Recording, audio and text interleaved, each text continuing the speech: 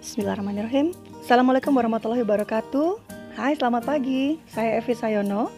Hari ini Minggu tanggal 19 September 2021, saya akan membacakan sebuah buku karya Carol S. Dweck PhD yang berjudul Mindset: Mengerti Kekuatan Pola Pikir untuk Perubahan Besar dalam Hidup Anda. Buku ini adalah versi terjemahan bahasa Indonesia yang judul aslinya adalah Mindset: The New Psychology of Success yang diterbitkan oleh Ballantine Books di tahun 2006. Versi bahasa Indonesia sendiri diterbitkan pada tahun 2017 oleh penerbit Baca, Bentang Aksara Cahaya. Kali ini saya akan membacakan bagian paling penting yang ada di bab 6, judulnya Hubungan, Mindset dalam Cinta. Mulai dari halaman 202.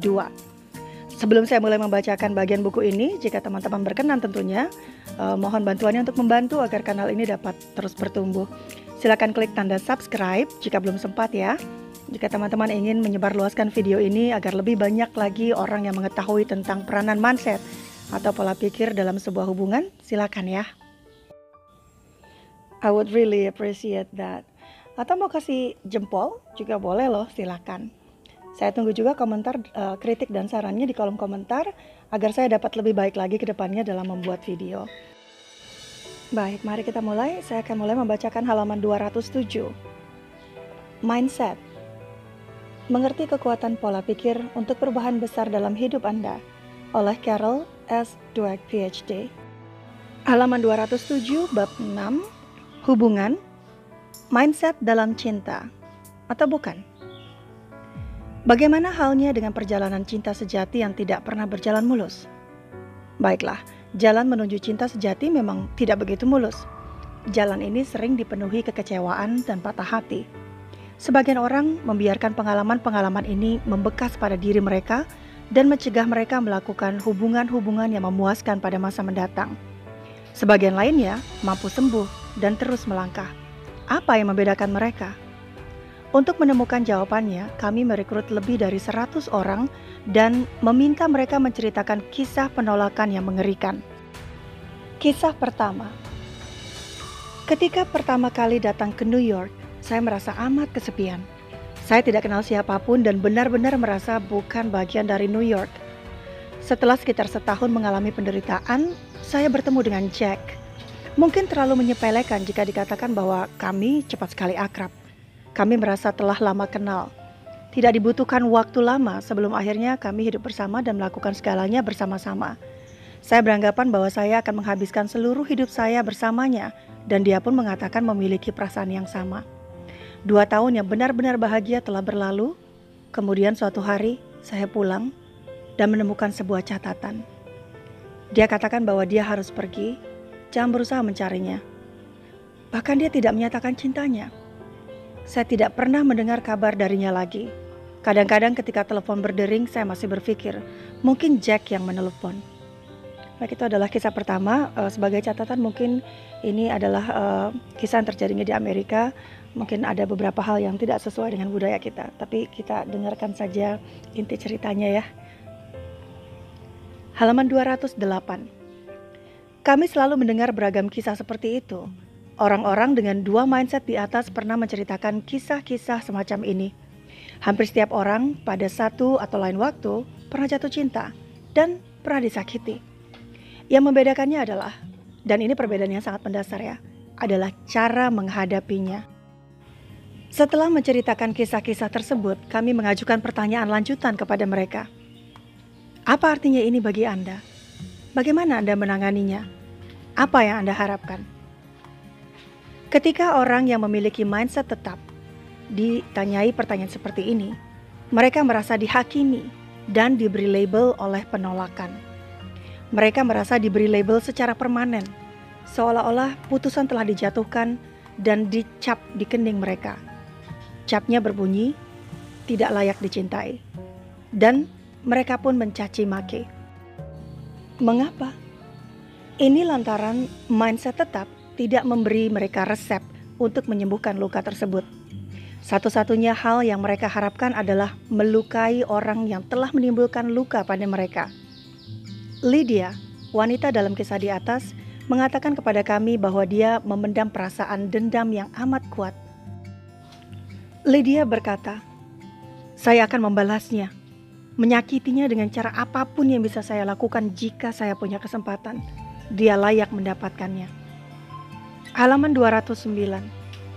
Sejatinya, bagi orang bermindset tetap, tujuan mereka sudah sangat tegas dan jelas. Balas dendam. Sebagaimana diungkapkan oleh seorang pria, wanita itu pergi dengan membawa kekayaan saya. Tidak sehari pun berlalu tanpa saya memikirkan cara untuk membalasnya.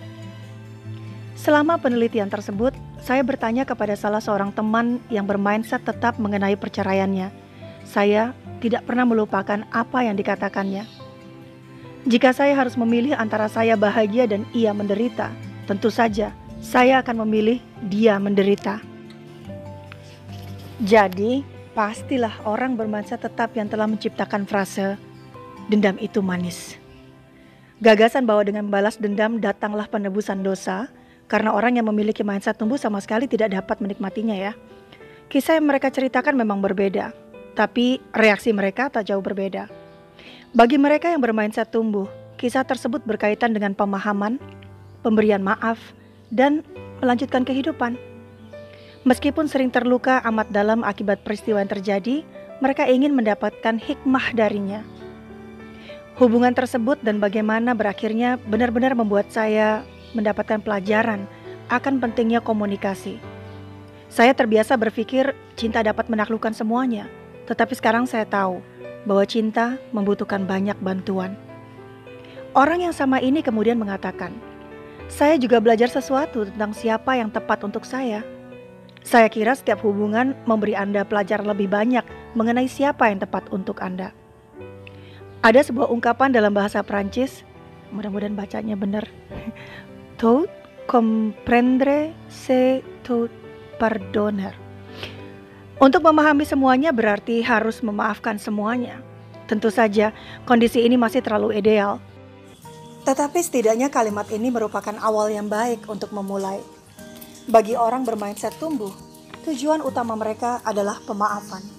Seperti yang dikatakan oleh seorang wanita dalam kisah berikutnya. Halaman 210. Saya bukan orang suci, tetapi saya tahu bahwa demi kedamaian pikiran saya sendiri, saya harus memaafkan dan melupakan. Dia menyakiti saya, ini benar. Tetapi saya masih memiliki kehidupan yang menunggu saya, dan saya akan tersiksa jika harus menjalani hidup pada masa lalu. Suatu hari, saya hanya mengatakan, semoga dia dan saya berhasil. Lantaran memiliki mindset tumbuh, mereka tidak merasa dicap secara permanen. Lantaran mindset ini, mereka berusaha mempelajari sesuatu yang berguna mengenai diri mereka sendiri dan hubungan mereka. Sesuatu yang dapat mereka gunakan untuk mendapatkan pengalaman yang lebih baik ke depannya. Dan mereka tahu bagaimana cara menjalani dan mendapatkan masa depan itu. Sepupu saya Kathy berhasil mewujudkan mindset tumbuh. Beberapa tahun lalu, setelah menjalani pernikahan selama 23 tahun, suaminya pergi meninggalkannya. Kemudian, yang semakin membuatnya sakit dan terluka, dia mengalami kecelakaan sehingga kakinya cedera parah.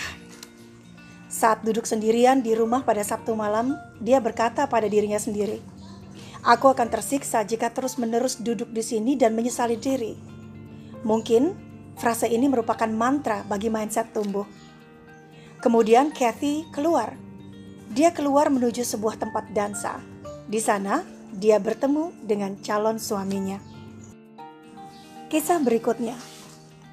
Keluarga Contos telah berhasil mengeluarkan seluruh sumbatan tersebut. Nicole Contos dengan mengenakan gaun pengantin yang sangat indah datang ke gereja dengan menumpangi mobil Rolls-Royce. Pendeta sudah berada di dalam menunggu waktu untuk melaksanakan upacara pernikahan. Ratusan teman dan kerabat dari seluruh penjuru dunia telah hadir. Segalanya tampak sempurna. Semuanya tampak sempurna sampai suatu ketika pendamping mempelai pria menghampiri Nicole dan menyampaikan berita kepadanya. Halaman 211. Mempelai pria tidak akan datang. Dapatkah Anda membayangkan betapa kaget dan sakitnya Nicole? Karena memikirkan ratusan tamu yang hadir, keluarga tersebut pun melanjutkan resepsi dan makan malamnya. Setelah memberi dukungan kepada Nicole, mereka lantas menanyakan apa yang ingin Nicole lakukan. Dengan keberanian yang luar biasa, Nicole mengganti gaun pengantin dengan gaun hitam, pergi ke pesta tersebut dan menari sendiri bertema I Will Survive. Catatan nih, lagu I Will Survive tuh emang keren banget. Silakan di browse di YouTube ya. Yang nyanyi Gloria Gaynor. Ada juga versinya Cake. Pokoknya keren banget. Lagu yang upbeat dan dapat meningkatkan semangat. I sing this all the time. Oke, mari kita lanjut. Tarian ini tidak direncanakan sebelumnya, tetapi menjadikannya ikon keberanian dalam pers nasional pada hari berikutnya. Nicole seperti pemain football yang berlari ke arah yang salah. Inilah peristiwa yang dapat menentukan dan menghancurkannya. Tetapi ini menjadi peristiwa yang justru membesarkannya. Sungguh menarik. Nicole bicara berulang-ulang tentang rasa sakit dan trauma lantaran dibohongi saat pernikahannya. Tetapi Nicole tidak pernah menggunakan istilah dipermalukan. Jika dia menghakimi dirinya sendiri, merasa cacat dan tidak berguna, dipermalukan, dia pasti akan lari dan bersembunyi. Tetapi rasa sakit mampu membuatnya mendapatkan kasih sayang dari teman-teman serta para kerabat dan memulai proses penyembuhan. Omong-omong, apa yang terjadi dengan mempelai pria? Ternyata dia dalam perjalanan bulan madunya sendiri, terbang ke Tahiti bersama istrinya. Lalu apa yang terjadi dengan Nicole? Beberapa tahun kemudian, dengan gaun pengantin yang sama dan gereja yang sama, dia menikah dengan seorang pria hebat. Apakah Nicole takut? Tidak. Nicole mengatakan, saya tahu dia akan berada di sana. Bila Anda berpikir tentang bagaimana penolakan melukai dan membuat orang yang bermindset tetap jadi meradang, tidaklah mengejutkan jika anak-anak bermindset tetap adalah anak-anak yang bereaksi terhadap celaan dan gangguan dengan pikiran-pikiran balas dendam yang syarat dengan kekerasan. Baiklah teman-teman, itu adalah akhir dari bab 6, hubungan mindset dalam percintaan. Di dalam bab 6 ini masih ada beberapa bagian lain yang belum selesai saya baca. Misalnya tentang mindset bagaimana orang ketika jatuh cinta. Namun bagian ini akan saya bacakan di lain kesempatan. Sekali lagi, saya mengucapkan terima kasih buat teman-teman semua yang sudah meluangkan waktunya untuk mendengarkan bacaan saya di pagi hari ini. Buku Mindset, karya Carol S. Dweck, bab 6, Mindset dalam Hubungan Percintaan. Terima kasih sekali lagi telah meluangkan waktunya. Sampai jumpa lagi di lain kesempatan. Buat teman-teman yang belum sempat subscribe, silahkan klik tanda subscribe. Tanda loncengnya juga ya. Mau kasih jempol juga boleh. Dan saya tunggu komentar dan juga kritik serta sarannya di kolom komentar. Baik, saya Evi Sayono. Sampai jumpa di lain kesempatan. Selamat pagi, selamat berkarya, selamat hari Minggu. Dah.